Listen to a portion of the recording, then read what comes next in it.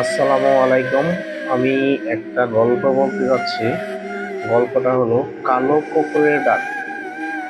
গ্রামের নাম দানখোলা। এই গ্রামে মানুষ একটা জিনিস খুব ভালো করে জানে: রাত 2টার পরে বাইরে যাওয়া মানা। কারণ তখন শোনা যায় এক অদ্ভুত ডাক, কুকুরের মতো কিন্তু পুরোপুরি কুকুর না। রিমন নতুন এসেছে দানখোলায়। সে শহরের ছেলে, এসব কোন সংস্কারে বিশ্বাস করে না। প্রথম দিনে সে শুনল এই গল্প। তার খালু বলল, রাত 2টার পরে যদি কালো কুকুরের ডাক শুনিস, জানালা খুলবি না।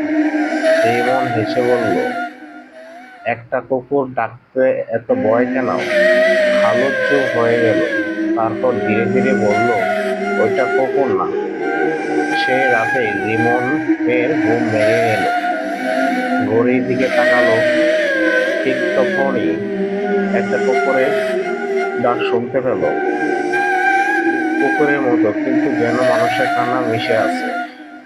রিমন উঠে বসলো। আবার সেই ডাক।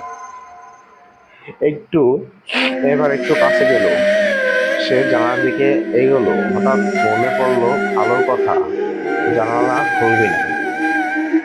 কিন্তু কৌতূহল জিনিসটা খারাপ। সে ধীরে ধীরে পর্দা সরালো। বাইরে কুয়াশা, কিছুই ঠিকমতো দেখা যাচ্ছে না। তারপর সে দেখলো রাস্তায় দাঁড়িয়ে আছে একটা কালো কুকুর। অস্বাভাবিক বড়, চোখ দুটো জ্বলছে লাল। কিন্তু সবচেয়ে ভয়ঙ্কর জিনিসটা হলো তার মুখ। মুখটা কুকুরের মতো না, যেন আদা মানুষের মতো। ঠোঁট বাঁকা হয়ে আসছে। হঠাৎ কুকুরটা মাথা তুলে সরাসরি রিমনের দিকে তাকালো। তারপর ডাক দিল, কিন্তু এবার শব্দটা স্পষ্ট। রিমন। রিমনের শরীর জমে গেল। ওটা তার নাম জানে। হঠাৎ জানালার ঠক ঠক শব্দ। রিমন চমকে উঠল। সে জানালা খোলেনি। তাহলে ধীরে ধীরে সে কাঁচের দিকে তাকালো।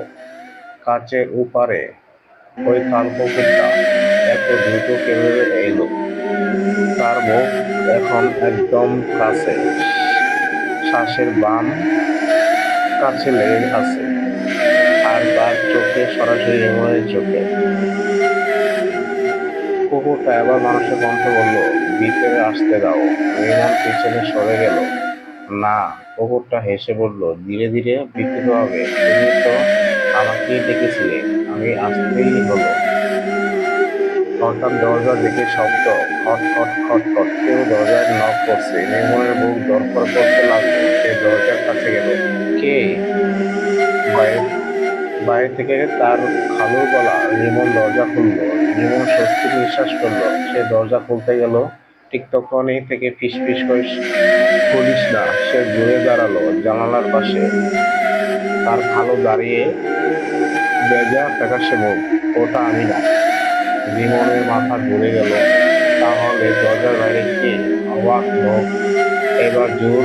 রিমন দরজা খুলল। গলায় সুর বদলে যাচ্ছে, ধীরে ধীরে গর্জনে পরিণত হচ্ছে। হঠাৎ দরজার নিচে নিজেই খুলে গেল।